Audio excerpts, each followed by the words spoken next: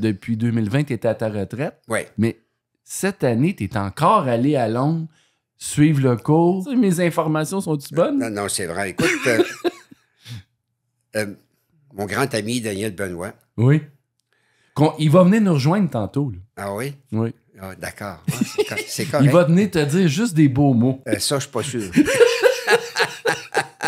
Fait que c'est ça. On est allé 4 jours. Ça a été 4 journées extraordinaires. Un séminaire chez Sassoon. J'ai rencontré encore l'équipe Sassoon. Oui. J'aime encore beaucoup la coiffure. Je pratique plus. Oui. Pas beaucoup. Et puis, j'aime ça être informé continuellement. Qu'est-ce qui se passe? J'aime ça beaucoup. Bienvenue au podcast Toujours en tête, disponible sur Spotify, Apple Podcasts et Amazon Music et en images sur YouTube, la chaîne Toujours en tête avec Stéphane Roy.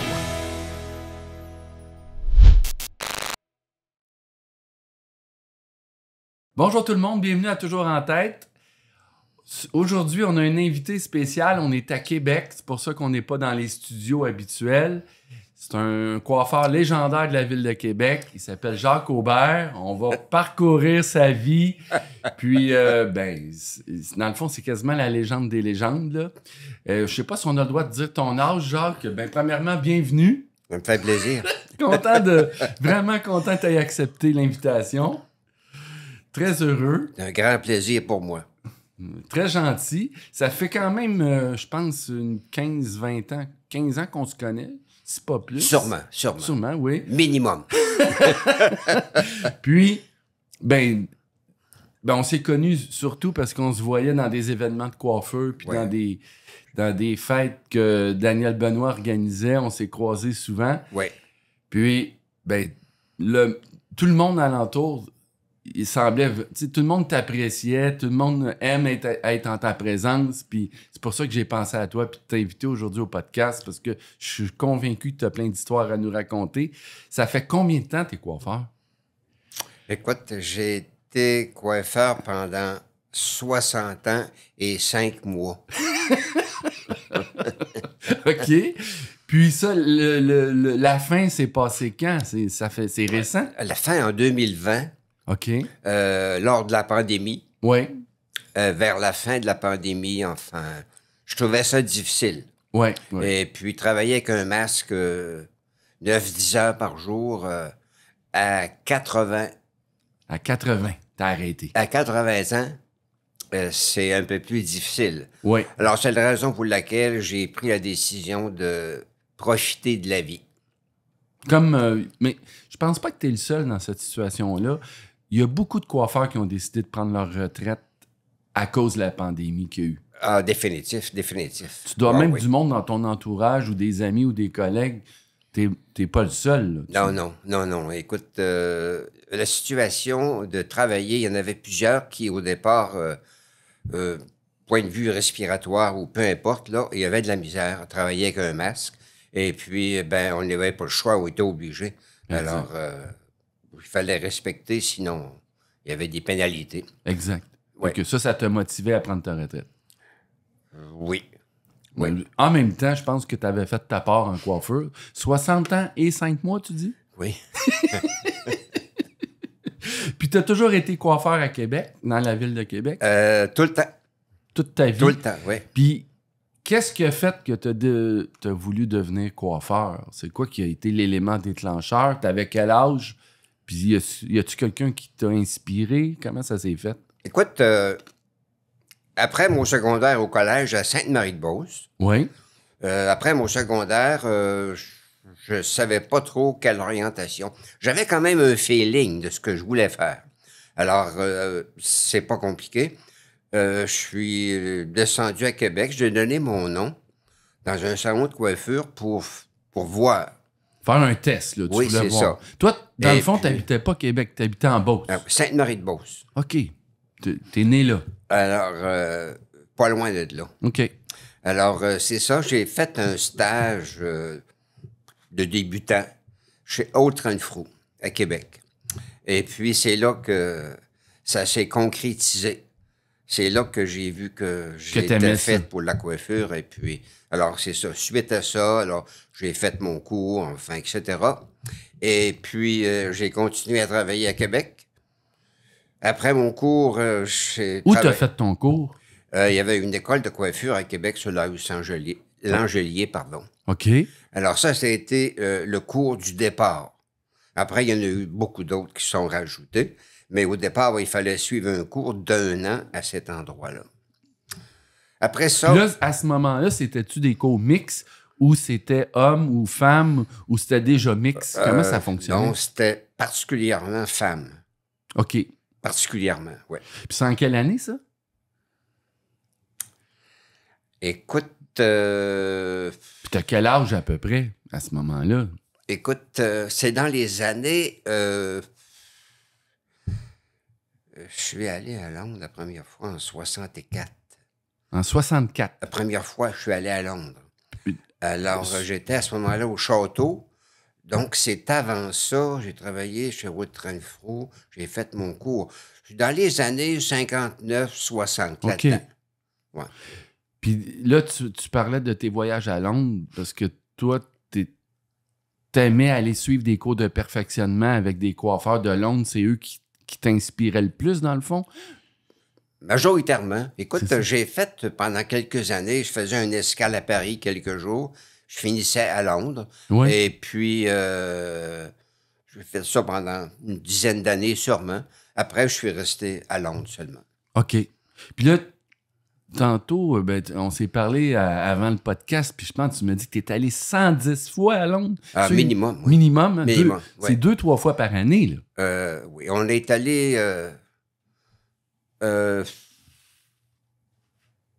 plusieurs années, 3 fois. C'est quand même... Plusieurs années, Puis 3 c'était-tu fois. toujours Sassoon ou tu allais voir d'autres coiffeurs? Tony Angay. Surtout au Oui. début. Tony Angay au début. Après ça, j'ai mixé Sassoon. OK. OK? Tony and Guy, ça, c'était 2 frères, c'est ça? Ouais, une famille. Ça- Il y avait Anthony, puis il y avait 2 de ses frères. OK. Ça, c'était des coiffeurs vraiment célèbres. Ah oui. Même là, dans les années, tu dis 64 la première fois que tu es Écoute, allé? en 64, c'était, je te dirais, moi, les débuts de Tony Angay. C'était pas le top de leur popularité. OK. Mais peut-être 5-6 ans plus tard. Alors là, ça a commencé à monter beaucoup. Puis Anthony Mascolo, Oui. qui était le directeur artistique, qui était un gars absolument extraordinaire. Il a été 4 fois British Hairdresser of the Year. Alors, je m'étais fait ami avec lui parce qu'à un moment donné, j'ai fait un 4-5 semaines à Londres. Que tu es resté là. Oui, oui. Pas juste pour de la formation, là. J'étais dans la coiffure tout le temps. Tu coiffais là. C'est-à-dire coiffé, non, mais j'étais très souvent avec Anthony Mascolo. OK. Là, tu fais des cours où tu... Je passais mes journées au salon. OK. Et puis quand Anthony faisait un shooting de photos, Oui. alors là, il me disait Jacques, tu vas venir, là, OK? Ou encore là, ben, la semaine prochaine, on s'en va à Manchester faire une présentation, l'équipe Tony Angay. On part en autobus avec les modèles, alors je t'attends à l'autobus, tu vas être là. Alors, on est devenus T'étais privilégié, là. très amis. Et puis, ben, pendant que j'étais là, il y a eu un événement heureux, il s'est marié. Alors, je suis allé à son mariage. Alors, on a développé une belle amitié. Mais je comprends. Ouais. Puis, il n'y avait pas d'autres coiffeurs québécois, là? Ou t'étais-tu toute seule? Ou il y avait d'autres mondes? Il y avait de tes collègues du Québec? Ouais, Les c'est premières ça. fois, t'es allé? C'est ça, il y avait Monsieur Daniel Benoît. En 64? Non. OK, là, j'ai eu Non, peur, là. probablement que... Je ne sais pas où qui était, par exemple. En 64, il était pas là. Hein. Non, mais Non. t'es parti. La première fois que tu t'en vas là, t'es Ouais. tout seul? Ou c'est un autre coiffeur? Non, qui- j'étais seul parce que là, non seulement j'allais à Londres, mais il y avait le championnat du monde de la coiffure Oui. à Bâle, en Suisse. OK. Alors, j'étais allé là. Et Pour aller voir ça. Oui, Par toi-même. oui. OK. Et puis, c'est là que j'ai rencontré Alexandre, De Paris? l'empereur de la coiffure. Oui, Alexandre de Paris. oui, c'est ça. Alors, c'est là qu'il m'a signé un autographe. 1964. OK. mémorable.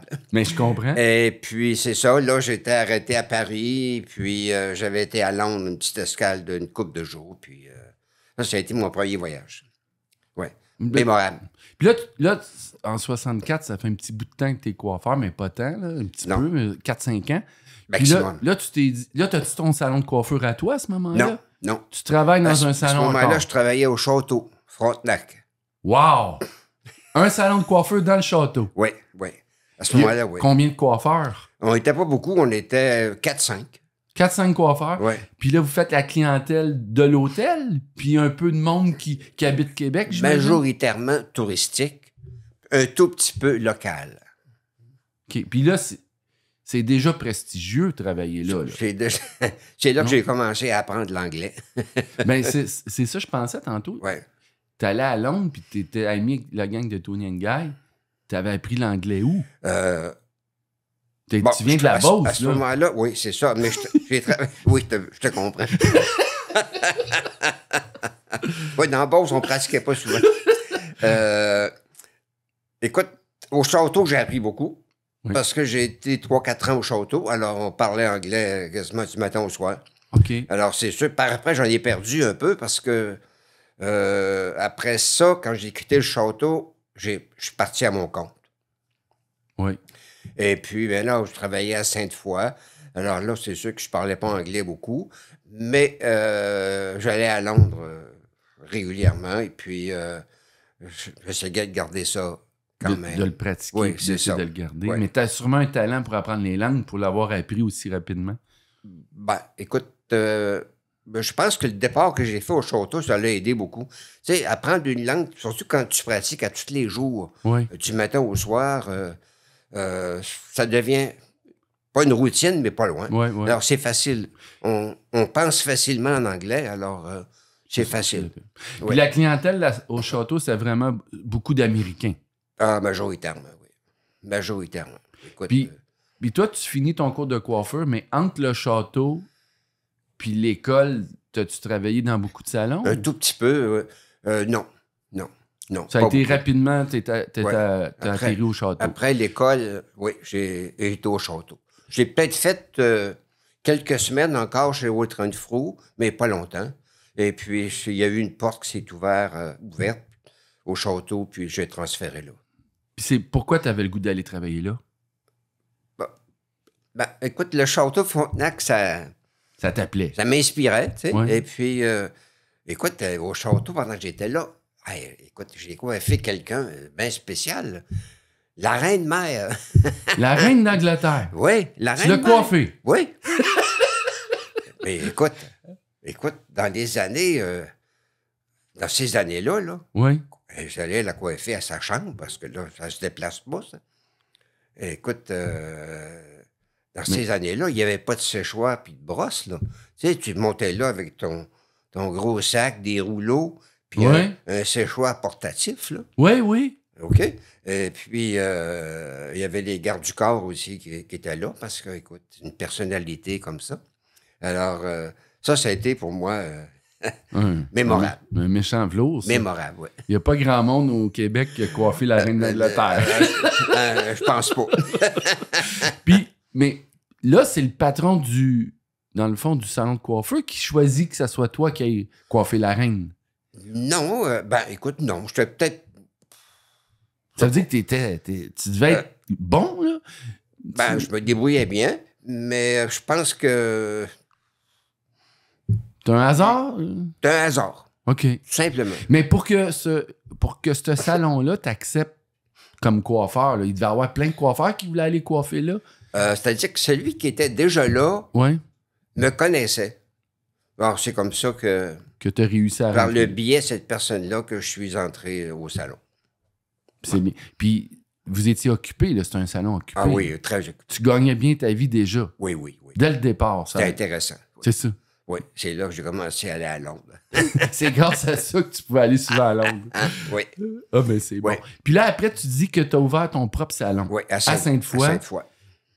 Puis, c'était un petit salon, un gros salon? Comment ça s'est On passé? était quoi? 7-8 à peu près. Déjà, 7-8, oui. en Ouais. partant. Puis, Ouais. t'étais le seul propriétaire? Oui. t'as décidé de partir ça, puis Ouais. t'étais-tu bon en comptabilité? Comment ça? J'avais un beau-frère qui était comptable agréé. OK, lui t'aidait. Oui, Puis ça a été facile, là. oui. Tu trouves un local, acheter l'équipement, comment ça se Le passe? local existait déjà. C'est un salon qui existait déjà? Oui, Que t'as acheté. oui. Puis là, ça que appartenait à tout équipé. quelqu'un. Oui, il faut l'équipe. Oui. Après, j'ai quand même modernisé la situation. Oui. Mais c'est un salon qui était déjà en opération. Et puis, c'est ça. Puis il s'appelait comment, le salon? Tu l'as-tu changé de nom? Ou? Ah oui. Écoute, il s'appelait Florine Clapperton. Ça, c'était l'ancienne propriétaire? Oui, c'est ça. Puis là, t'as changé le nom? Jacques Aubert. C'était la mode à cette époque-là. Tous les ouais. salons portaient le nom du coiffeur ou du propriétaire. Je pense que oui. Puis combien de temps tu l'as eu, le salon? Ah oui, 24 ans. Colin, OK. Ouais. 24 ans. 24, oui. Puis dès le départ, vous étiez 7. Est-ce que ça... On ça- est toujours resté 7, oui. Tout le temps? Oui, tout le temps. Quasiment tout le temps les mêmes, pendant 24 ans. Ah oui, tout le temps les mêmes. Puis la reine n'est jamais revenue dans ce salon-là après? Non, je ne l'ai pas revue. Elle n'était pas sorteuse. Non, mais t'es-tu comme devenu un salon légendaire de Québec? C'était-tu un salon prestigieux? Y avait-tu des- Écoute, je peux pas te répondre là-dessus d'une façon concrète. Donc, moi, ce que je visais surtout, c'est de fournir une qualité de travail, une belle qualité de travail. Alors, c'est pour ça que je me recyclais aussi souvent. Oui, 2 fois par année. c'est ça, mais dans Québec, là, des coiffeurs qui faisaient ça, Il y ça en ne avait devait pas là. courir Il y les en avait rues. pas. Puis vous étiez 7. Et t'étais le seul à le faire, ça? Oui. Ben moi, dans le salon, on était 7, mais c'est ça, quand je revenais, moi, Oui. je leur faisais de la formation. Tout ce que tu avais appris, Oui, c'est dans ça. le fond, tu le montrais à ta gang. C'est ça. Et puis, ils étaient très contents parce que ça les motivait aussi. Ben oui, puis il devait même devenir meilleur. Puis... Ah oui, parce que là, tu sais, une nouvelle technique, des petits changements. Alors, C'est ça? la clientèle aussi, ça s'est développé parce que les gens aiment ça. Les 7 t'as occupé. Oui. Oui. Puis les gens, la clientèle, est-ce qu'elle voyait que vous étiez une coche au-dessus de la moyenne? Ils devaient voir la différence que tu venais avec des sûrement. techniques de Sûrement. l'ombre et tout ça. Là. Ouais. Sûrement parce que les clientes, il y avait toujours hâte à chaque 6 mois. Oui. Il y avait une nouvelle tendance qui arrivait. Tu sais, les clients, Oui. Ils venaient ouais. pour ça. Ben, quand est-ce que vous partez, là? On a hâte de voir les nouveautés. Alors, la mode, c'est une métamorphose constante. Oui. Alors, les gens ils étaient habitués. Hey, Jacques, quand est-ce que tu pars, là? On est prêts pour un changement. T'avais comme plus le choix de partir. Non. Mais c'était pas un sacrifice. Non, hein? Non. Parce que si on me dit que là, ça fait depuis 2020, tu étais à ta retraite, Oui. mais cette année, tu es encore allé à Londres suivre le cours, même si tu n'es plus coiffeur. Écoute, C'est-tu vrai, ça? Mes informations sont-tu bonnes? Non, non, c'est vrai. Écoute, mon grand ami Daniel Benoît. Oui. Il va venir nous rejoindre tantôt. Là. Ah oui? Oui. Ah, d'accord. Ah, c'est correct. Il va venir te dire juste des beaux mots. Oui. Ah. Ça, je suis pas sûr. Oui. C'est lui qui t'a motivé à aller encore cette écoute, année? un petit Jacques, écoute, là, viens donc, là, encore une fois, voyons donc. Fait que c'est ça. On est allé 4 jours. Ça a été 4 journées extraordinaires. Un séminaire chez Sassoon. J'ai rencontré encore l'équipe Sassoon. Oui. Que je connais depuis. Alors, c'était vraiment mémorable. Et moi, bien, j'aime encore beaucoup la coiffure. Je pratique plus, Oui. pas beaucoup. Et puis, j'aime ça être informé continuellement. Qu'est-ce qui se passe? J'aime ça beaucoup. Alors, c'est pour ça que Daniel, il y va tout le temps. Quand il revient, Aubert, tu viendras faire un tour, hein? Des nouveautés, puis je suis toujours là. Et puis, j'aime ça. Quand tu vois des jeunes coiffeurs qui ont fini leur cours de coiffeur puis qu'ils ont dit on n'a plus besoin d'aller dans des cours puis tout ça, avec toi, ça doit pas comme fonctionner dans ta tête quand t'allais 2-3 fois par année. Puis t'investis beaucoup d'argent là, pour la formation, toi. Là. C'est incroyable. C'est du budget. Je trouve ça dommage que les gens s'intéressent pas plus que ça aux nouveautés. Et moi, je me demande comment ils font pour rester motivés en pratiquant quelque chose toujours de la même façon. Jamais de technique nouvelle qui nous amène des résultats différents. Jamais. Alors, je ne sais pas comment ils peuvent faire pour rester toujours intéressés, motivés. En tout cas, je les trouve forts. Ouais, moi, je pouvais pas. Mais non, Non, moi, je pouvais pas. Tu l'as tellement fait que... Oui, c'est ça. C'était quasiment une façon de vivre, puis c'est dans ton ADN, avec à 2-3 fois par année. Oui. Oui. C'est-à-dire que ce qui arrive, c'est plus qu'on apprend et plus qu'on veut savoir des choses. Alors, tu sais, il y a des fois que les changements, ils n'étaient pas grands, mais le petit détail qui est différent, ça peut avoir de l'importance. C'est vrai, ça. Alors, c'était ça. Oui. Puis là, tu parlais des années 60, quand tu as commencé, il n'y avait pas de séchoir. Non, c'était des rouleaux. C'était des rouleaux. Oui. Puis là, les coupes de cheveux, c'était pas du tout les techniques d'aujourd'hui. Là. Non, est-ce que toutes les clientes avaient les cheveux longs? Comment c'était dans les années 60? Ouais. La journée typique d'un coiffeur, là, en 1960, c'est quoi? C'est toutes les femmes ont les cheveux longs, vous coupez avec des ciseaux ou à la lame? Comment ça marche? On travaillait particulièrement avec, un rasoir. Un rasoir comme de barbier? Oui, tu sais, un rasoir avec une lame. Oui. On travaillait avec ça, majoritairement, dans les années 60. 60, jusqu'à 69 et 10. C'est comme ça. Après ça, ça l'a viré. OK. Mais là, tu coupes les cheveux, ils ont presque tous les cheveux longs ou il y avait des cheveux courts déjà? Des cheveux courts, oui. Puis à la lame quand même, pas de ciseaux. Non. Quand tu as fait ton cours de coiffeur, c'était déjà à la lame. Ah oui. Ciseaux. Ça n'existait pas. Non. Puis des séchoirs dans les mains, ça n'existe pas non plus. Non. C'est des rouleaux, Ouais. après t'es fait sécher. Des rouleaux sur le séchoir, tu brosses, tu crêpes, puis tu mets du spray. Puis tu t'en vas faire du skidoo, puis il n'y a pas un cheveu qui bouge. Puis, y a-tu des couleurs? À ce moment-là, il y en avait, mais c'était pas... Ça se compare pas. C'était rare, là, Non, c'était basic, si tu veux. la coloration. Ouais. Puis toi, t'en faisais-tu? Pas beaucoup. Non? On faisait, sais-tu quoi? De la permanente. Beaucoup de permanentes. Ah, écoute. Des boules, et puis des pyramides, et puis... en tout cas. Ça, c'était beaucoup. Ah oui. Pas de couleur, mais de la permanente. Mais majoritairement. Puis là, moi, j'ai commencé en 94 dans l'industrie de la coiffure, puis la Ouais. permanente, elle sentait pas très bonne. En 1960, ça devait être pire. Fais-toi une idée. Écoute, c'était triste un peu.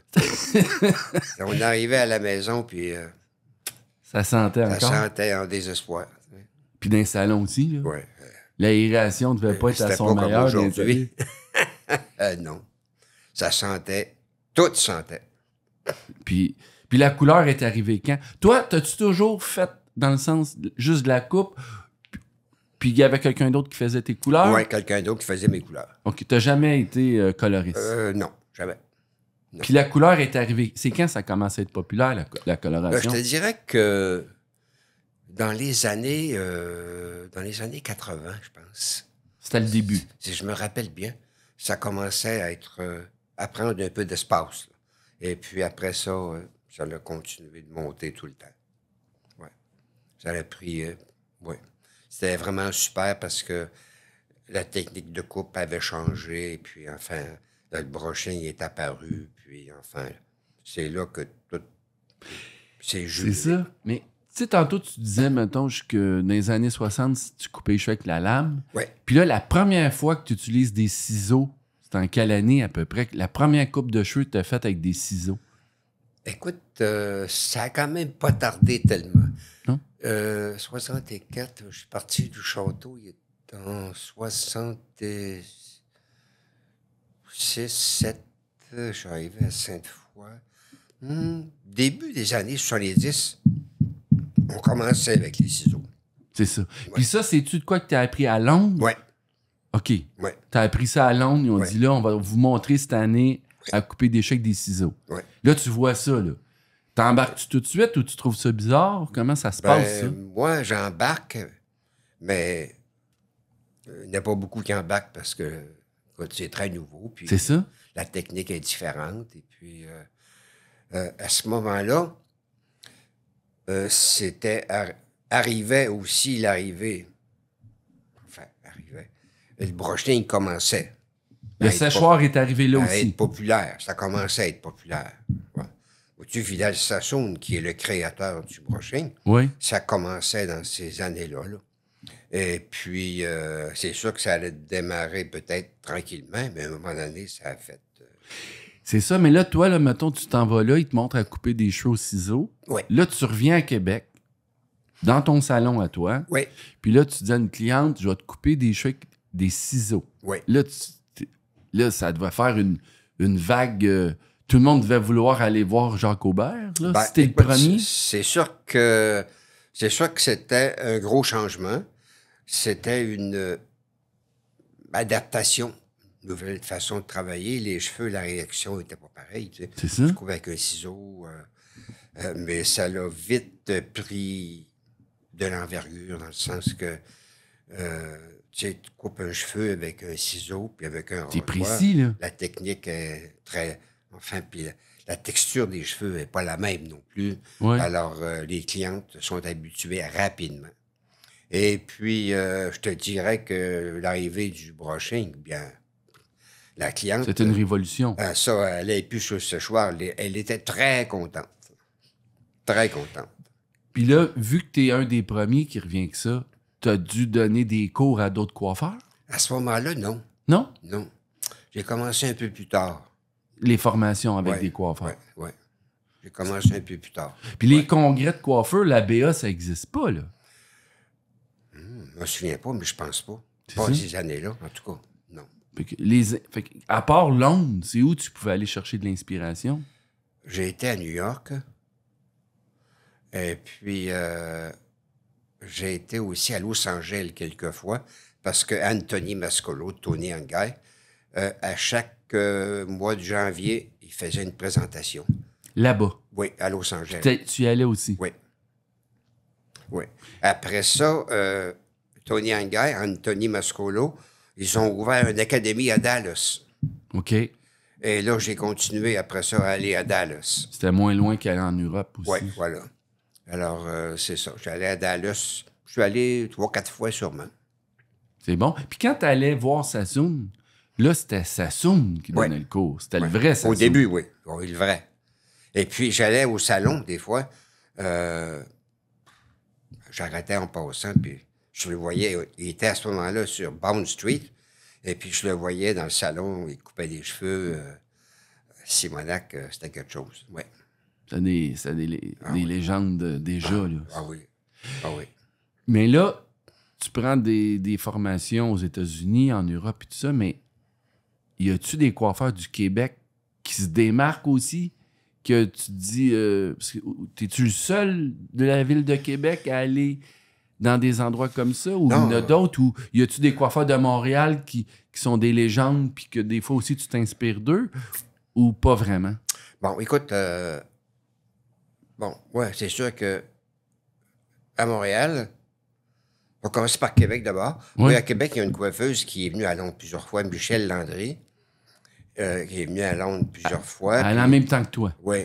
Puis il y avait aussi Gilles de Champlain, un coiffeur de Rimouski, qui est venu à Londres souvent aussi. OK. Après ça, à Montréal, ben, à part Daniel Benoît, il y avait Luc Traversier aussi. Oui. Luc Traversier, je suis allé quelques fois à son académie sur Drummond, je pense. Oui. Et puis, je suis allé aussi à l'académie de Guillaume et Robert sur La Montagne. Ça, c'est des académies, pas de cours de base, là. C'est des cours de perfectionnement, dans le Oui, fond? majoritairement, oui. Majoritairement. Fait que des fois, t'allais là. Oui. Ouais, je suis allé là quelques fois, oui. Puis ça, c'était des coiffeurs connus de l'époque. Oui, Guillaume et Robert, oui, c'était des vedettes à Montréal autant que Bernard. Oui. Autant que Bernard, oui. Toi, t'as connu le coiffeur Bernard, Bernard? oui. Oui. Ben oui, la première fois que je suis allé en Europe, au championnat du monde à Bâle en Suisse, Bernard était là. Ah oui. Ouais. Puis lui, il avait son salon à Montréal. Richard Saint-Laurent, Ouais. il en a parlé. Ouais, Je pense ouais. que c'était un de ses premiers salons. Oui, Où ce qu'il a travaillé. Oui, oui. Il y avait aussi Jacques Desparts qui travaillait avec. Jacques Despart, qui a la chaîne de salon Ouais. Jacques Despart, C'est ça. le Il père. travaillait là aussi. Puis lui, il travaillait à Montréal, Jacques Despart? Oui, il a travaillé chez Bernard, en tout cas. Aussi. Oui, Puis après, il a parti ses salons. oui, c'est ça. Fait que lui, des fois, tu le croisais aussi. Oui, ça arrivait des fois. Fait que vous étiez 4-5 tout le temps à aller à ces formations-là du Québec. Enfin, généralement les mêmes. Oui. Tout le temps les mêmes. Oui. Puis Daniel il est arrivé un peu plus tard là, qu'il a commencé à t'accompagner. Écoute, Daniel, un peu plus tard, mais écoute, Daniel, ça fait...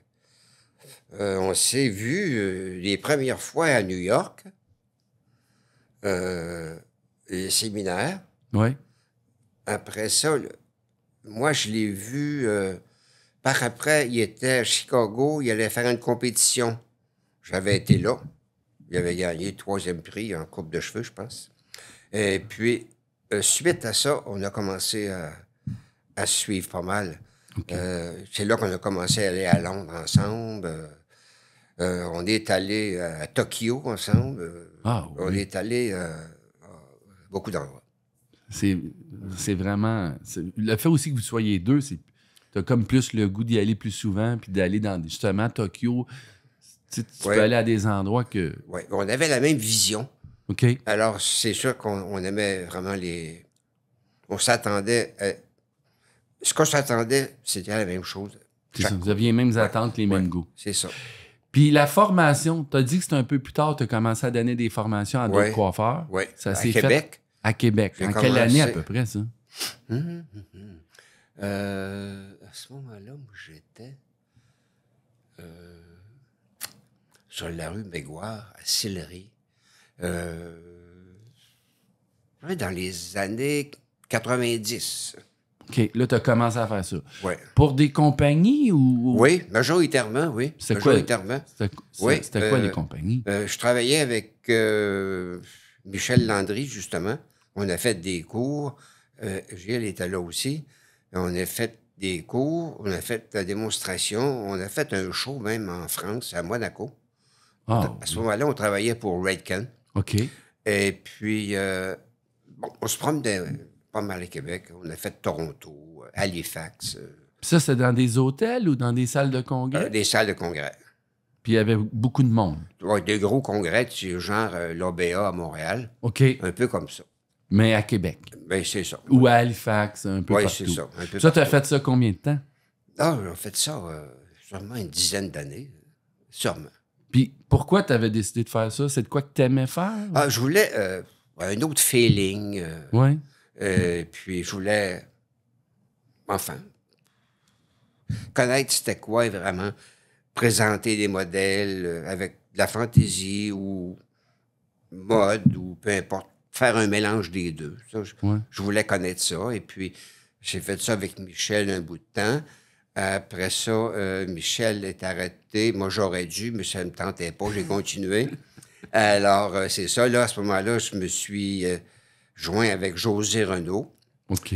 Alors, j'en ai fait aussi beaucoup de formations avec José Renaud.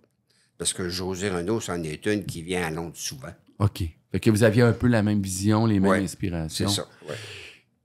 Moi, j'ai pas eu cette chance-là, mais ma femme Isabelle a vu des photos de toi quand tu étais jeune, puis elle disait que tu étais beau bonhomme, puis qu'elle a entendu dire que tu étais une star, tu étais populaire. Là.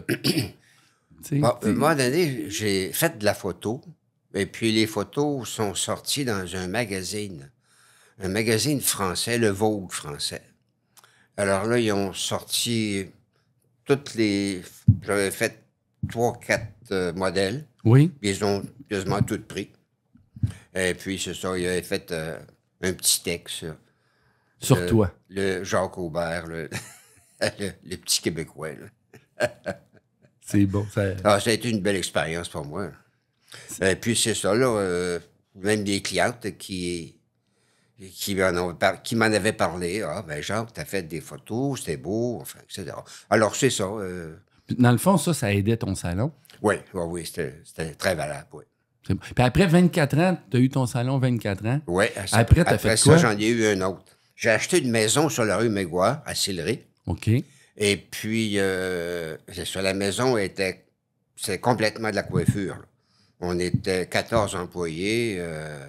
Alors, c'est ça. Ça, je l'ai eu, cette maison-là, 20 ans. Oui, à peu près 20 ans. Ça, c'est un autre genre. C'est comme un salon dans une maison. Ouais. Dans ce quartier-là, c'est quand même des belles maisons. Ouais. Fait que ça devait faire une ambiance C'était le fun. spéciale. Oui, c'était le fun. Ça faisait prestigieux, puis c'était beau. C'était une belle période, oui.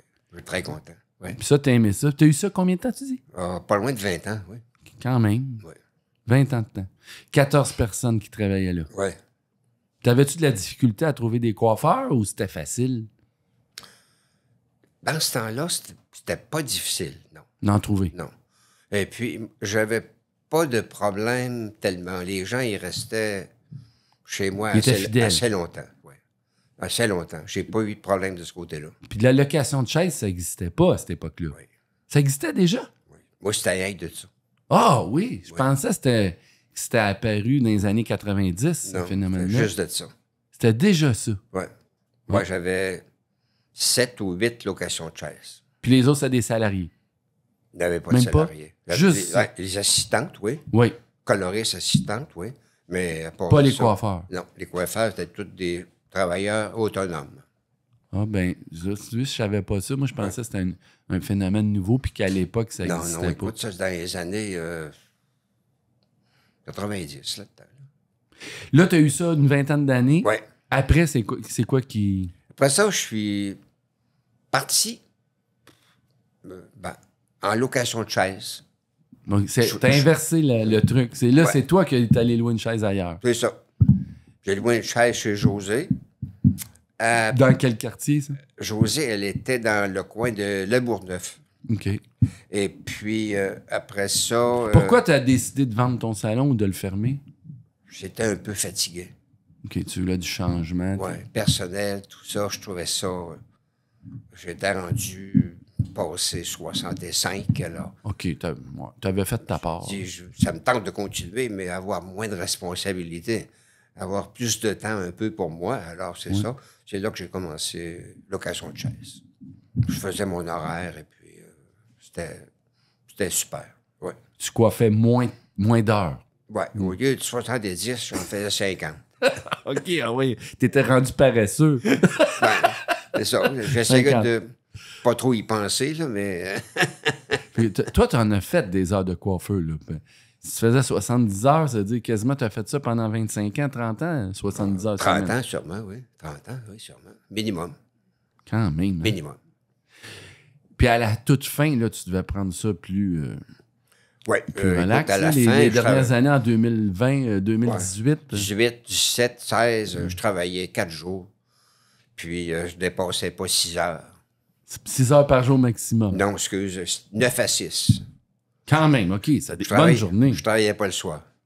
À 6 heures, là, T'arrêtais. la clé. Oui. C'est bon, ça. Ouais. Puis là, tu as loué ta chaise la première fois. T'as-tu trouvé ça difficile d'être patron puis devenir locataire? C'est sûr, pas tellement. On aurait dit que j'étais vraiment rendu à cette étape-là. OK. Tu sais, là, j'abandonne un paquet de responsabilités parce que je vais être plus relax. Ouais. Et puis, penser juste à moi. Là, si Ouais, tu veux. ouais. Ma petite business et puis that's it. J'étais rendu là. T'as pas eu, c'était facile pour toi. Parce qu'il y a des patrons qui ont de la difficulté Ouais. à vivre ce changement-là. À s'y habituer. Non, je pense que j'étais vraiment dû. Vraiment, vraiment dû. Ouais. C'est bon. Puis là, une question que j'ai posée à presque tout le monde, c'est est-ce que tu étais un bon patron? Ils m'ont toujours dit que j'étais un petit peu trop bon. Trop fin? Ouais. Fait que des fois, ils ambitionnaient sur toi? Ou? Bon, écoute, que j'ai été ambitionné, je Pas tant? peux pas te le dire, mais moi, j'étais pas rigide dans les règlements. Tu sais. Les gens, c'était... C'était pas l'armée, c'était Ah pas non, ça. non. Tu sais, Toi, t'aimais ça cool. Ah, moi, j'aimais ça. Moi, j'aimais pas ça, la chicane. Tu sais. J'aimais Ouais. ça. On s'entend bien, puis chicaner, ça vient de nulle part. Puis s'il y a quelque chose, on va se parler. On va régler ça d'une façon pacifique. Oui. Alors, de ce côté-là, ça a l'air que j'étais trop bon. J'en laissais trop passer. Il y en a qui trouvaient que... Ouais, ben là, t'aurais dû réagir, t'aurais dû faire quelque chose. Mais non, c'était correct. Puis, malgré que c'était de la location de chaise puis tout ça, c'était-tu payant? Ça valait-tu la peine d'être propriétaire? C'était pas tellement payant. Non, parce que une maison sur la rue Magua, cher, c'était bon, c'était pas bon marché. Et puis, moi, j'ai bien de la misère à augmenter Le prix de tes services ou le prix de tes locations? le prix des locations, j'avais de la misère. C'était combien à l'époque? Ben, écoute, à l'époque, c'était 150 par semaine. Louer une chaise. Gros max. Là. Gros max. Alors, aujourd'hui, en bas de 2,50, je pense que ça n'existe pas. C'est ça. Même. Il y en a beaucoup à 300, j'imagine. Là. Oui. Mais même... Sauf que de 150 à l'époque à 200 aujourd'hui, l'écart n'est pas si grand. Non. Ça veut dire que ça n'a pas monté beaucoup, ça. Non. Non. Mais tu sais, tu as tout le temps fait partie de l'élite de la coiffure. Tu as tout le temps été un des bons coiffeurs qu'il y avait à Québec, même au Québec. Dans n'importe quelle autre industrie, là, quelqu'un qui a ton talent puis qui a mis toute l'énergie que tu y as mis, ben, dans les autres industries, il aurait pu vendre son commerce puis avoir assez d'argent pour vivre jusqu'à la fin. En coiffeur, on dirait ça n'existe pas. Non.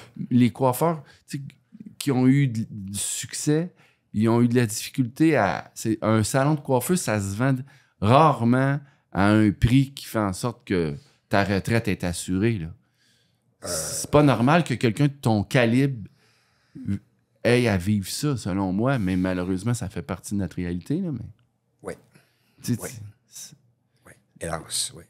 Puis, à l'époque, tu savais pas ça. Non. Non. On n'était pas sensibilisé beaucoup à ça, non. Non, non.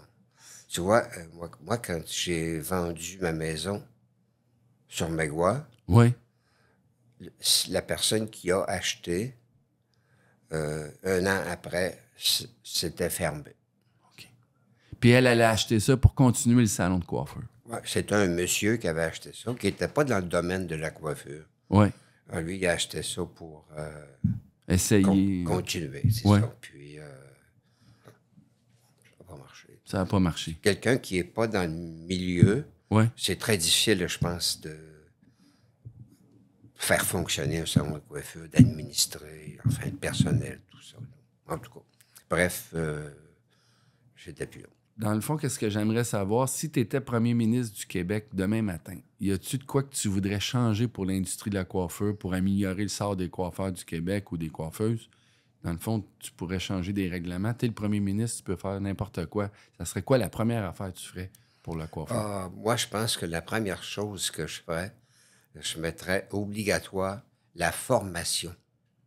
Je pense que c'est primordial que quelqu'un qui entre dans un salon de coiffure pour travailler ait déjà une formation minimum 1 an. Minimum. Parce que sinon, on entre au salon pour faire un travail qui est professionnel. Moi, je pense qu'il faut au départ être préparé après avoir suivi des cours pour être prêt à affronter une clientèle pour faire un travail professionnel. Moi, je pense que c'est ça que je ferais. L'obligation d'avoir une formation, minimum 12 mois, avant d'entrer en salon. Moi, c'est ce que je pense. Ça serait une des priorités. Oui, parce que ça valorise le métier. Oui. Et puis, je pense que c'est indispensable. Les jeunes que tu vois sortir de l'école, là, un peu avant que tu prennes ta retraite, est-ce que tu trouves qu'ils ont eu accès à une bonne formation? Bon, ceux qui ont du résultat, je pense que ceux-là vont rester en coiffure. Mais il y en a plus que la moitié, je pense, qui laissent la coiffure. Qui deviennent jamais coiffeurs ou ils font ça 1 an puis ils arrêtent. C'est ça. C'est vrai qu'ils découvrent que c'est vraiment pas la direction qu'ils doivent prendre dans la vie. Alors, moi, c'est ce que je pense. Oui, il y a beaucoup de monde qui font la formation, mais c'est pas tout le monde qui se rend à 4 ans ou 5 ans de coiffeur. Là. La plupart vont lâcher. La majorité, ils font 1 an, 2 ans, puis ils laissent tomber. Puis je sais pas si tu as eu la chance de travailler avec des jeunes coiffeurs, mais côté talent, est-ce que tu trouvais qu'ils étaient capables de livrer la marchandise? Moi, je pense que c'est peut-être pas le talent qui manque. C'est... il y a un côté qui est absent. La motivation? Motivation.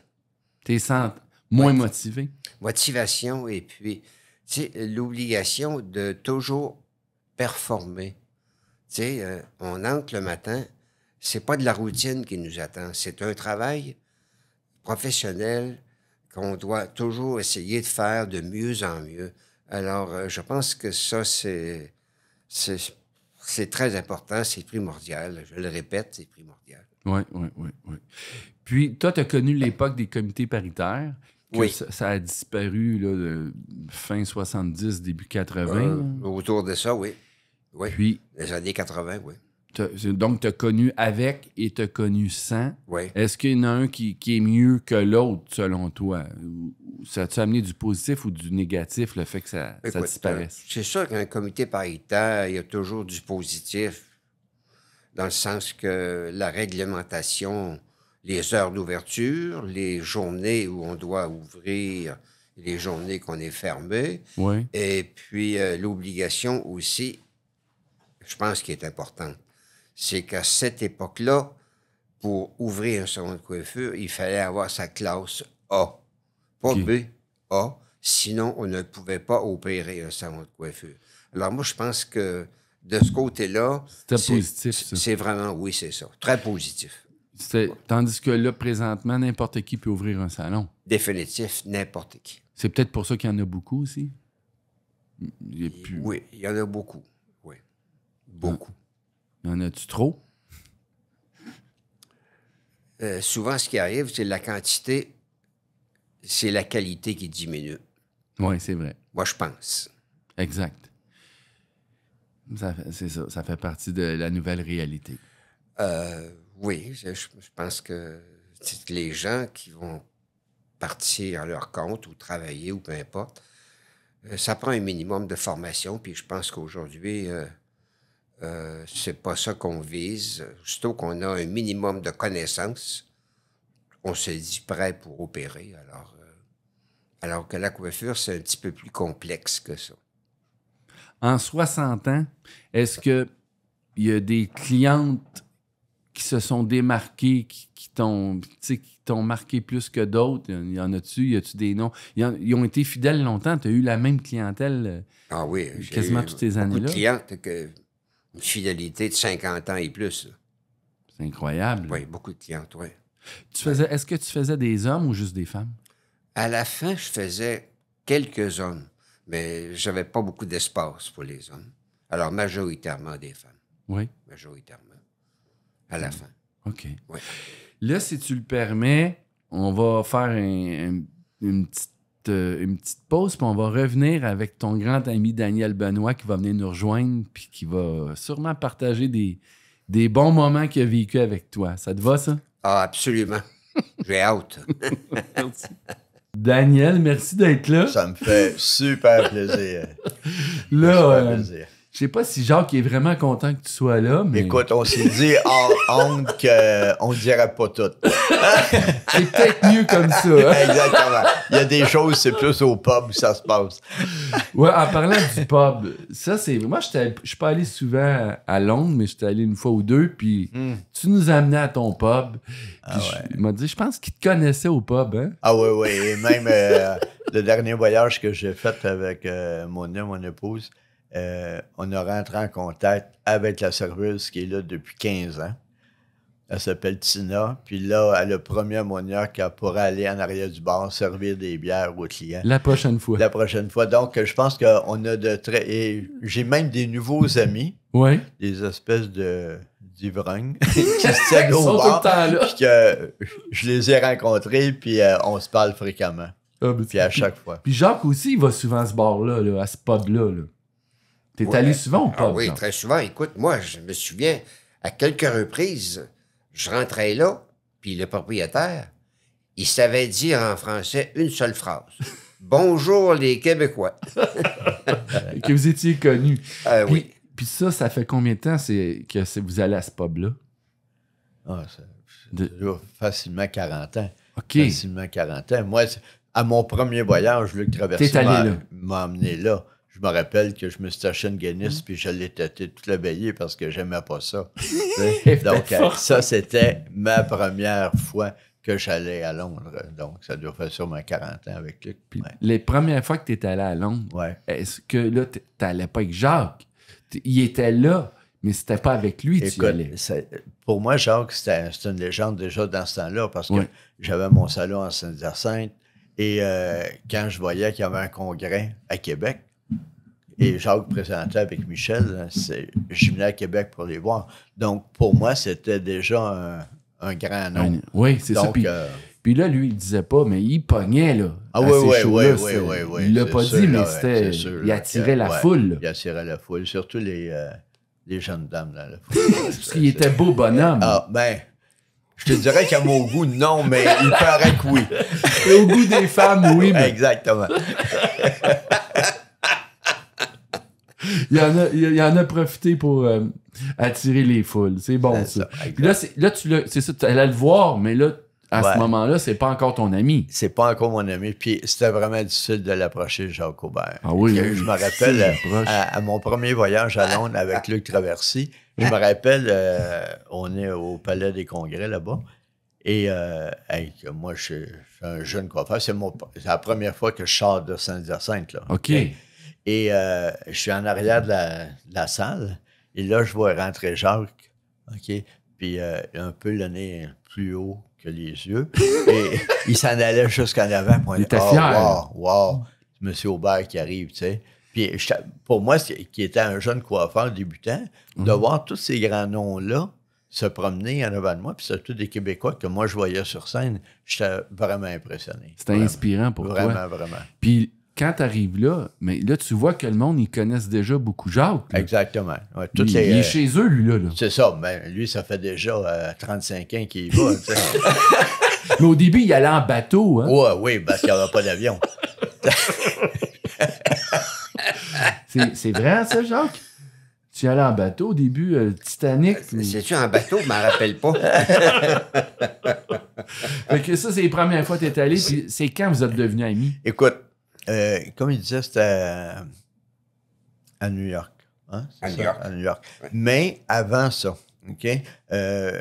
Moi, j'avais déjà commencé à faire de la tournée pour faire des shows. OK? Et j'étais au Saguenay. Oui. Et le concept du congrès, c'est qu'on les gens restaient assis, puis sur scène, c'est chaque coiffeur qui passait à tour de rôle. OK? Et là, moi, j'avais ma feuille, puis ça marquait M. Jacques Aubert, puis tout de suite après, c'était à moi. OK? Fait que j'étais vraiment impressionné de passer sur la même scène que Jacques. Et j'avais dit ça au micro, que j'étais vraiment impressionné de passer en arrière de lui. Puis là, il m'avait dit, après mon show, un jour, tu vas être bon si tu arrêtes de faire de la compétition. OK? Parce que dans le temps, moi, T'en faisais beaucoup, mon là. expertise, j'étais en tournée constamment en compétition. Ouais. Fait que là, Jacques m'avait dit ça, mais on ne s'était pas vraiment parlé plus que ça. Mais pourquoi qu'il t'avait dit ça? Je ne sais pas. C'est quoi Mais ça voulait dire, ça, genre? C'est parce que Daniel, je l'ai suivi beaucoup dans les compétitions. Oui. Il était excellent. Très Ouais. bon. Et puis, quand il a commencé à faire du plateau, Il faisait trop des trucs de c'est-à-dire qu'il ne pouvait pas sortir complètement, je trouvais ça, Ouais. du contexte de la compétition. Alors, la coiffure qu'il faisait sur le plateau, c'était absolument super. Mais pour le faire en salon de coiffure, c'était trop parfait. Oui. C'est pour ça C'était que trop dans j'avais- son ADN. ouais, c'est pour ça que j'avais dit, Daniel, Ouais. je suis assez content que tu fasses plus de compétition. Là, ce que tu vas faire sur le plateau, ça va être beaucoup plus Salon. au salon. Parce que Ok. J'avais dit ça, puis c'était du fond du cœur, parce Ouais. que Daniel, je l'avais suivi en compétition partout, où qu'il allait presque partout. Et puis, il était absolument extraordinaire. Mais là, c'est ça, on ne pouvait pas marier les deux, là. coiffure salon puis coiffure compétition. Mais il y en a tellement fait qu'il ne pouvait pas complètement tourner la page Lui, là-dessus. c'est un passionné de ça. Là. Ah oui, ah oui, oui. Ah oui, puis il a fait de la photo, puis j'étais toujours là quand il a fait de la photo, puis il y a eu... Les shootings photos pour genre les Contessa, les Comme Naha, d'habitude, tout ça. il y avait toujours du succès. J'étais toujours à côté de lui. J'aimais ça. T'aimais voir ça. Ouais, Toi, t'en faisais pas. Non. Mais t'aimais le voir Ah, participer, beaucoup, oui, puis parce il t'invitait tout le temps. c'est les idées qu'il apportait. Il y avait toujours des idées différentes. Tu sais. Ouais, ouais. Tu sais, des fois, je me disais, il capote, mais dans le fond, il capote pas. Il capote pas. Dans le fond, Ça marchait. Il gagnait. Ça inspirait les autres. Ouais. là. Oui. Mais Jacques avait parfaitement raison. Ça ne peut pas être deux expertises qui peuvent se mélanger. Il a fallu que toi, tu changes ton thinking. Définitif, définitif. Parce Mais que- je suis content parce que c'est vraiment lui, quand il a semé le doute dans ma tête, que si je n'arrêtais pas, j'aurais pas ce que je voulais faire, en fait, là, ce que je voulais faire en éducation. C'est sûr. Ouais. Puis là, vous êtes allés, vous vous êtes connus à New York. On s'est Puis là, connus. vous avez... Les deux, vous étiez déjà des habitués de Londres, toi un peu moins, mais tu commençais Écoute, déjà. moi, j'étais allé une fois avant de le rencontrer. Donc, et c'est de là qu'on a commencé. Et comme on fréquentait le même bar le soir, c'est là qu'on s'est connus plus. Mais je me rappelle à New York, cette journée-là, tu sais, quand on est à l'extérieur, puis qu'on connaît une personne, ça devient vite notre ami. Ben oui, Fait- ben oui. Fait que c'est ce qui s'est passé là. Puis on s'est parlé, puis tout de suite après, peut-être un mois après, il a commencé à m'appeler, puis là, je disais, qu'est-ce qu'il veut, lui? Non, c'est pas vrai. Et on est devenus très vite des amis. Donc, Ouais. quand il a commencé avec sa conjointe à venir à la maison et tout ça. Donc, c'était vite fait qu'on est devenus des amis très proches. Puis, puis aussi, c'est quand tu commences à voyager avec tes deux chums, puis tu voyages, c'est sûr que le voyage, il devient bien plus trippant. Là. Définitif, Tu t'en définitif. vas Et là. on avait vraiment beaucoup, beaucoup de plaisir. Mais comme il disait tantôt, on avait la même vision et les mêmes goûts. les mêmes attentes. Donc, si on n'aimait pas un show, l'autre le savait tout de suite. Là, tu sais, puis c'était vice-versa. Donc, c'était vraiment très, très, très agréable. OK, tout de suite. Puis c'est ça, quand il parlait de Tokyo tantôt, on est allé à Tokyo ensemble. Et moi, je traduisais parce qu'il ne comprenait pas le japonais. Et là, je me rappelle, le coiffeur, il expliquait une technique. Puis là, je me dis, ah, wow, c'est vraiment intéressant. Jacques, il me dit, t'as-tu vraiment compris qu'est-ce qu'il vient de dire? Je dis, hey, il vient de le dire. C'est le visuel qui comptait, hein? Mais c'était vraiment très le fun. Puis c'est là que vraiment que ça a scellé l'amitié. Puis là, vous y allez encore 2-3 fois par année. Là. Ah oui, définitif. Puis là, tu as réussi à le convaincre cette année d'y aller encore, même s'il est à sa retraite. Oui, mais Jacques, je pense qu'il est à sa retraite physique. Mais dans sa tête, il n'est pas à sa retraite. Okay? La coiffeur continue. Oui, et moi, je me souhaite la même chance que lui. Parce que pour nous, aller à Londres, c'est un voyage de pêche. C'est ça. Il y en a qui vont dans le nord, toi, tu vas à la chasse. Exact. Okay? Nous, on va à Londres. Okay? C'est une vacance. C'est vraiment une vacance. OK? Et nos proches comprennent ça. Sa femme, ma femme, comprennent que c'est important. Qu'on a besoin de ça. Mais c'est pas juste le cours de Sassoon, là. Non. Le pub, la promenade, Moi, tout ça. Là, je te dirais que... Puis là, on a José Renaud qui vient ça avec nous. C'est notre chum de gars, José. Ouais. Et on apprend plus au pub en se parlant de ce qu'on a vu que assis en avant de la scène. Ouais, Okay? Parce qu'on est 3 personnes, même si on est super proches, collés, là, okay? On ne voit pas la même chose et on ne perçoit pas les mêmes informations. C'est ça. Donc, le pourquoi du quoi, pourquoi ça a été fait comme ça. Exactement. Après, vous en discutez tellement que ça fait en sorte que vous allez chercher encore plus. Ce qui est enrichissant, c'est que les 3, on a une vision personnelle. Oui. Alors, l'échange de ça, c'est absolument extraordinaire. Oui, exact. Il y a un détail qu'il a vu que je n'ai pas vu. C'est vrai. Oui. Alors, ça devient incroyable, oui. Puis toi, Daniel, ça t'influence beaucoup parce que tu t'en donnes beaucoup de formation. Fait que toute cette inspiration-là, tu t'en sers. énormément. Tu as un Ah, retour ouais, grâce à ça. Définitif. Pour moi, j'ai un déficit d'attention énorme. OK? Donc, moi, si tu me parles d'une collection d'il y a 2 ans, j'ai aucune idée de quoi tu me parles. OK? Donc, à tous les 3-4 mois, j'ai besoin de voir quelque chose de nouveau pour avoir de la formation à donner. OK? Et pour moi, c'est important pour moi. Donc, c'est la raison pourquoi j'y vais si souvent. Et comme là, je suis vraiment ultra chanceux dans la vie. Je suis connu là-bas autant que Jacques l'était dans le temps. Ben oui, OK? Et j'arrive à l'académie chez Sassoon et je connais tout le monde. c'est ça. OK? C'est rendu ta maison. Il y a quelques semaines, il y a 3 semaines, j'étais là et c'était à l'inauguration de leur nouvelle académie. Écoute, j'ai rencontré tous mes professeurs qui étaient là depuis 40 ans. OK? Donc, c'est vraiment un gros feeling. Londres, pour moi, c'est un gros feeling. Les formations à Londres, ça t'aide pour les shows, mais dans le quotidien en salon, là, toi, ça t'a aidé parce que là, ça fait un bon bout de temps, là, les 15 dernières années de coiffeur que tu as faites, ben, t'allais à Londres, c'était pas pour donner des cours aux autres. Dans le quotidien, en tant que coiffeur, ça changeait ta façon de servir tes clients. Oui, Tes complètement. clientes. Complètement, parce que la clientèle s'habitue à ce que tu fais. Oui, Et puis, elle a toujours hâte que tu te déplaces pour revenir avec quelque chose de nouveau. oui. Alors, ça fait qu'on a une clientèle qui est up-to-date, si on veut.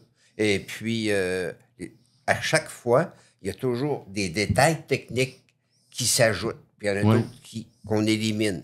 Alors, les clients, ils adorent ça. Puis ils Et voient la puis, différence. C'est ça, exactement. Puis, ils ont toujours hâte qu'on aille à Londres pour avoir quelque chose de nouveau. Ils se sentent privilégiés aussi, j'imagine. Oui, c'est sûr que c'est sûr, là. Oui, entre autres, c'est un privilège, mais aussi que la cliente derrière elle, elle a toujours quelqu'un qui est très motivé, puis qui voit toujours À d'avance s'améliorer, ouais. qu'est-ce qui s'en vient. Une nouvelle puis- tendance. Oui, tout ça. voilà. Puis, ben, toi, tu le faisais à la fin uniquement en salon. Toi, Daniel, la force, c'est que ça te donne de l'inspiration pour des cours, mais toi aussi, dans le quotidien, tu le fais avec tes clientes. Moi, je Fait te- que tu le pratiques Définitif. sur Moi, tes clientes je pour après reviens- l'enseigner. Je reviens jeudi soir de Londres, le vendredi matin, la première cliente a tout de suite la nouvelle technique. C'est ça. Moi, j'attends pas et moi, je trouve ça vraiment très drôle d'entendre les coiffeurs dire « Ah, mais moi, je n'ai pas une clientèle pour faire ça. » Pour moi, c'est pas ça. C'est qu'ils sont sur le break un peu, qui attendent puis qui ont peur ou ils veulent pratiquer plus. Tout ça. Mais c'est des techniques qu'on apprend, c'est pas des looks. C'est Donc, ces nouvelles techniques-là, on les embarque tout de suite. Parce que c'est vrai qu'est-ce que tu dis que c'est des looks, parce que toi, tu viens du Québec. Veux pas, tu vas pas faire 100% qu'est-ce qui se fait à Londres. Définitif. Tu prends ces techniques-là, tu les modifies pour ton monde du Québec. Exactement. Puis là-bas, à ces formations-là, il y a du monde de tous les pays, j'imagine. C'est Ouais. pas juste du monde du Québec puis de Londres. Là. Non. Il peut y avoir du monde du Japon, il peut y avoir du Exactement. monde de Exactement. Il peut y avoir de l'Allemagne. 3-4 personnes qui vont traduire constamment pour ces groupes de coiffeurs-là. L'Italie, l'Espagne. Ouais, C'est ça, il y a du monde de partout. Beaucoup d'Asiatiques aussi. Puis ils ramènent ça dans leur pays, mais ça reste une inspiration. En fait, ils font exactement le même job qu'on fait. C'est beaucoup des formateurs qui y vont, là? Je te dirais au moins la moitié du staff. C'est ça, hein? Au moins la moitié des gens qui sont dans la salle qui sont des formateurs. Tu sais. Ah oui, hein? Ouais. C'est parce que, c'est ça. Vous, c'est Sassoon souvent.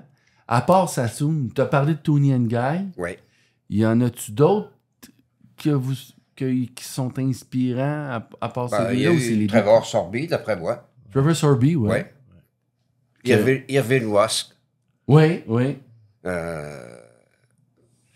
C'est peut-être... C'est tous des gens qui étaient à Londres, là. Oui. C'est Ah tous oui. des coiffeurs qui ont eu un succès fou Ouais, dans ça. les congrès Les de faits, Londres. C'est ça, exactement. C'est Ouais. ça. Ouais. Ouais. Puis tu as parlé d'Alexandre de Paris. Ça, c'est Ouais. en France. Oui. Mais tu as arrêté à un moment donné d'aller en France. Oui, j'ai arrêté. Pas une raison personnelle. Écoute, c'est-à-dire que les techniques en France sont un petit peu différentes Oui. de l'Angleterre. Je parle pas négativement de la France. Non, là. c'est ça. C'est Pas juste du ça tout. venait moins te chercher. Et puis, à un moment donné, c'est ça. J'ai plus accroché aux techniques de Sassoon ou Tony Guy, mais finir avec Sassoon. Ouais. C'est quoi la différence entre Tony and Guy et Sassoon? Moi, dans ma tête, Sassoon, c'est comme plus précis. Tandis que Tony and Guy, il est comme... Il y a plus du styling un peu plus flyé. Je dirais que c'est vraiment culturel, cette histoire-là, parce que si on regarde dans le monde, sur le monde latin, les Français, les Italiens, c'est un style. Ouais. Les Anglais, les gens d'Allemagne, c'est un autre style. Donc, ils sont peut-être plus puristes que Sassoon, parce qu'ils restent tout le temps dans leur style. Et ça plaît vraiment beaucoup, parce que il y a deux shows à Londres qui sont sold out tout le temps. Ouais. C'est Tony and Guy et Sassoon. Mais c'est deux religions complètement différentes. Un peu comme... Donc, on peut tout mêler ensemble, mais comme moi, je suis un puriste... C'est deux religions. C'est deux religions et j'ai resté sur un côté. Mais je respecte beaucoup l'autre côté aussi. C'est pas moi, ça me ressemble pas vraiment, mais je respecte ça beaucoup et de très, très bons coiffeurs qui fonctionnent juste avec ce Tony and Guy. Exactement. C'est un peu comme iPhone ou Samsung. C'est exactement ça. Pour moi, c'est Microsoft puis Apple. C'est ça. Deux planètes. C'est deux planètes, mais en même temps, tout le monde se respecte là-dedans. Ouais, c'est ça. Ouais. C'est ça. Moi, je respecte beaucoup les autres. J'ai une préférence, mais je respecte les autres. Exact. Mais vous autres, quand vous allez à Londres, souvent, des fois, vous allez uniquement à l'école de perfectionnement de Sassoon, mais il y a une fois par année qu'il y a un immense congrès. C'est quoi le nom du congrès? Le Salon international. De Londres. Ouais. Mais là, à cet événement-là, vous pouvez voir d'autres que Sassoon. Oui, mais tout le monde est là. Toutes les équipes sont là. Tout le monde est là et on voit. Mais depuis la pandémie, ça l'a changé vraiment beaucoup. Oui. On n'a plus ces grosses équipes-là. Ils ont un petit kiosque, mais on n'a plus ces... Il n'y a plus les gros... salle de 400-500 personnes. Non. Ça n'existe plus. C'est des salles de 300 personnes seulement, puis boum, c'est pas plus que ça. Ils ont rapetissé. Donc, ils ont rapetissé.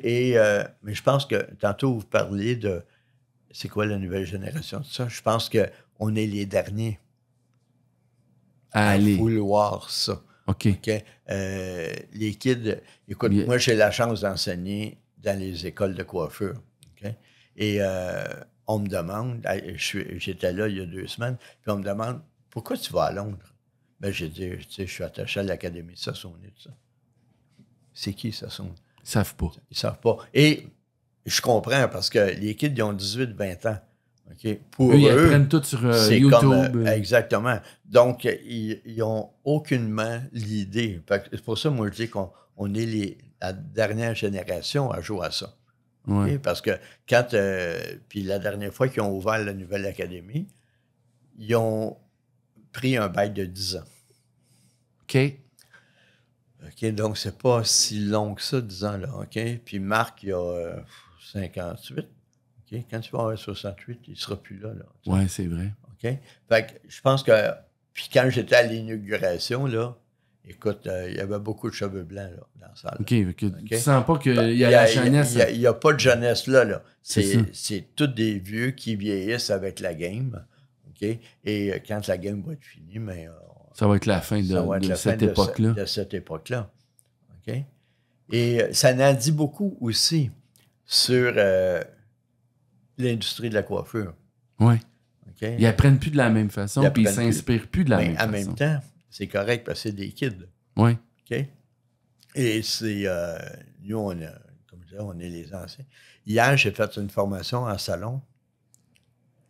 J'ai été vraiment très, très, très choyé. J'avais 12 personnes vraiment de très haut calibre, mais les plus belles performances, c'était 3 kids.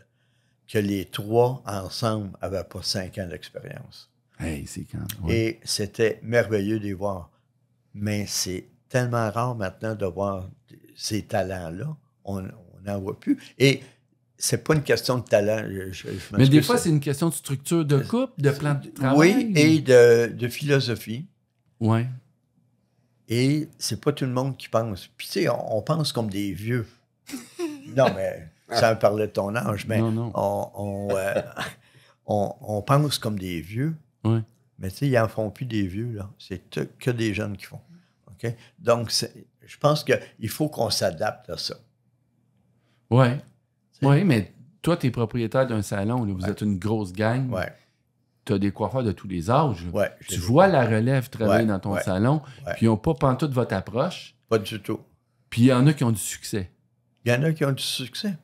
Mais la semaine dernière, j'ai une jeune fille qui, écoute, est arrivée au salon il y a à peu près 6 mois. Elle me dit, Daniel, je veux vraiment une chaise. Mais elle sortait de l'école. Elle sortait de votre école, en fait. OK? Un talent exceptionnel. Je l'ai eu comme assistante comme 2 mois. Puis elle me dit, je veux vraiment une chaise. J'ai dit, OK, je vais te donner une chaise 2 jours semaine. J'en ai d'autres qui sont là, qui bombardent les réseaux sociaux, puis ils sont contents d'être au salon, puis faire partie d'un groupe. Et ça aussi, c'est un truc qui est en train de disparaître, cette loyauté-là. La semaine passée, Richard en a parlé, hein? j'ai écouté mon collègue Richard, et j'ai exactement le même feeling que lui. C'est individuel de plus en plus. Et dans les écoles, ils me disent, moi, je veux pas de patron, là. Je veux travailler tout seul. OK? Et la jeune fille que je parlais tantôt est allée se cacher dans un coin du salon pour travailler tout seul. Okay? Donc, ça en dit beaucoup sur leur culture, mais je pense que c'est une culture de génération. Oui, oui. Parce qu'on le voit, là. On le voit. Mais pourtant, ça avance plus vite en groupe puis en gang. Puis un gros salon, c'est comme un congrès de coiffure à tous les jours. Ouais. Tu vas chercher tellement d'inspiration. Tu vois les autres travailler. Moi, il me semble que tu grandis plus vite. Mais ce qu'on me dit, Oui. il y a trop de monde. Ça parle trop fort. Ça les étourdit. Ça les étourdit. Donc, comme je te dis, c'est une nouvelle culture. Puis nous, ça nous excite, les plus vieux, mais les plus jeunes, non, moi, je veux pas ça. On va voir si ça... Ouais. C'est normal qu'à chaque génération, il y a un changement. Exactement. Puis il y a des fois, on le vit, le changement, puis on se rend compte que ça fonctionne pas, puis ça change. Mais il faut qu'ils le vivent. C'est ça. Avant de se rendre compte si de quoi fonctionne ou fonctionne pas, il y a toujours un délai. Ouais. Comme, tu sais, il y a des gens... Moi, souvent, des fois, ils disent « Ah, ben, je veux plus travailler en salon, je vais me louer une chaise ou je vais travailler à la maison. » Mais si tu travailles à la maison, puis que là, le meilleur coiffeur du monde perd 15% de ses clients chaque année, même s'il est un champion. Fait que si tu travailles pas dans un endroit qui a de la nouvelle clientèle qui vient, ben tu vas mourir. Là. Il y a des... Mais en même temps, on parlait un petit peu hors d'onde tantôt du travail au noir qui s'est fait beaucoup et qu'on n'a plus maintenant parce que, tu sais, tout le monde paye par Visa, Mastercard. C'est ça. Et on a des grosses business à rouler, puis il faut payer un loyer là-dessus. Mais pendant la pandémie, moi, j'ai perdu des coiffeurs qui étaient vraiment très occupés et que je sais très bien qu'ils travaillent dans leur maison. Oui. Et ça me bug un peu parce que... C'est la coiffure à deux vitesses. Là. On travaille fort là, oui.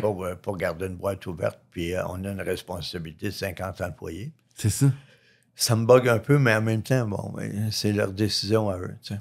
Oui, mais c'est de la coiffure à deux vitesses. On fait le même métier. Il y en a qui suivent les règles, il y en a qui ne suivent pas. Ouais. Puis l'écart est énorme là, entre suivre les règles ou pas les suivre financièrement. Ouais. Puis, ben, on voit le gars, TVA, ils viennent de mettre à pied plein de monde parce qu'ils vivent la même chose. Tout le monde vit la même ils font chose. de la télévision. Il y a Radio-Canada qui fait le même truc qu'eux, mais avec un budget 10 fois plus grand. Il y a Netflix, il y a ci, il y a ça. Fait qu'ils n'arrivent pas à se battre parce que c'est le même métier, mais avec plein de règles différentes. Exactement. Mais en coiffeur, c'est ça qu'on vit depuis longtemps. C'est ça. Mais en même temps, c'est le respect de l'autre. On n'a pas le choix. De toute façon, c'est pas nous qui le contrôlons. C'est ça, exactement. Il faut apprendre à vivre avec ça. Puis, peu importe, il y en a tout le temps qui se démarquent et qui réussissent. Exactement. C'est le contexte actuel. C'est ça. Puis là, c'était ton premier podcast, Jacques. Oui. T'as-tu trouvé ça difficile ou comment, là? T'as réussi, là? Non, c'est sûr que j'ai trouvé ça agréable. J'avais une certaine crainte, mais je pense que je vais te redire ce que je t'ai dit tantôt. En venant ici, je me suis répété 7 fois. Je suis totalement calme. Alors voilà, ça s'est passé comme ça. Je me sentais très confortable, très à l'aise. Tu sais que je me sens vraiment très privilégié d'avoir un ami comme ça. Nous, on se parle 4-5 fois par semaine au téléphone. Et tu sais, une amitié de 30 ans là, ou 35 ans, c'est très rare, OK? Puis c'est intense. Et moi, je trouve qu'une amitié comme ça, c'est encore plus solide que l'amour parce que depuis 35 ans, on a vécu chaque côté des changements. Ben oui. Et nous, on est encore là. Okay? C'est ça. Donc, pour moi, ça, c'est quelque chose d'extraordinaire. Puis quand on a voyagé ensemble au mois de juillet... Êtes-vous dans la même chambre? On avait la même chambre parce qu'on n'a pas de budget. On est juste des coiffeurs. Mais son docteur, il avait dit, genre, il faut que tu restes hydraté. Écoute, on l'écoutait à la lettre. Toutes les 3 heures, on arrêtait au pub, on prenait une Guinness et on continuait. Donc, j'ai dit, hey. Une chance, t'es là pour prendre soin de Ah oui, mais je prenais soin. J'avais promis à sa femme que je prendrais soin de lui. Mais on se promenait sur la rue, puis des fois, on était 1 heure sans se parler. Puis vous êtes bien pareil. Puis on ne se tournait pas en disant, ben, t'es-tu fâché? T'sais? Et je pense que l'amitié, c'est une chose qui est super importante, puis que c'est très, très solide aussi. Donc, je me sens très privilégié. Ça fait-tu plus que 30 ans que tu es avec ta femme, Jacques? Là? Ou c'est-tu Daniel qui gagne dans tes relations? C'est le grand gagnant? Ou? Donc, je pense pas que ça fasse 30 ans. Non. Je pense pas. Non. C'est ta relation la plus longue. Ah, définitif. Hein? C'est ta relation la plus longue, c'est Daniel. C'est indiscutable, c'est sûr et certain.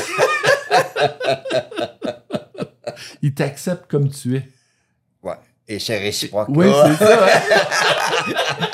Tout le restant reste hors honte, Ouais. mais ouais. Ouais. Juste avant de terminer, là, Oui. y a-tu des fois là, que quand il suit ses cours avec sa sonde, des fois, il prend-tu des petits sommes? Ah oui. Pendant Mais le on cours? a trouvé le mot, hein, cette semaine. Monia a trouvé le mot la maladie que tu souffres.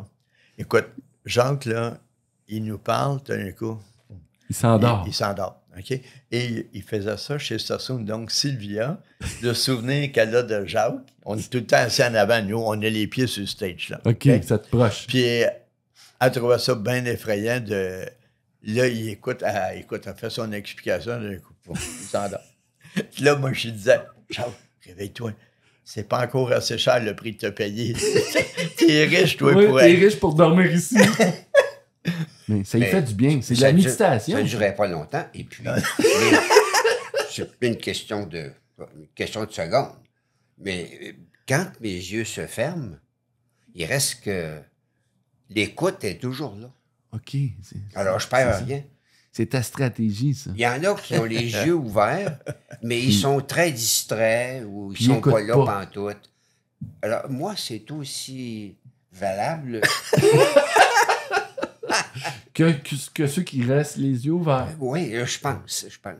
Mais tu y vas souvent, ça doit marcher. Puis quand tu reviens, tu as des nouvelles techniques. Ça prouve qu'il y a des petits bouts que tu écoutes. Là. Ouais, je suis un gars qui récupère rapidement. 60 secondes, et puis je retombe à neuf. C'est peut-être la bière de la veille qui te fait dormir. On n'en prenait pas beaucoup, tu sais. Un demi-verre, des fois 2. Mais... À la demi-heure. Ah oui. Bon, ben merci à vous deux, en tout cas. C'est beau de voir une plaisir. amitié comme ça. Ça fait grand puis, plaisir. c'est beau de plaisir. voir ça. Puis j'espère que, Jacques, tes histoires vont avoir inspiré plein de coiffeurs. C'est important que la jeunesse s'inspire des gens qui ont pavé le chemin avant nous. T'en fais partie. Puis t'es très humble, mais t'es quand même la légende des légendes. Un gros bravo pour ta carrière. Puis merci beaucoup. Ça m'a fait plaisir, merci. Merci, Daniel.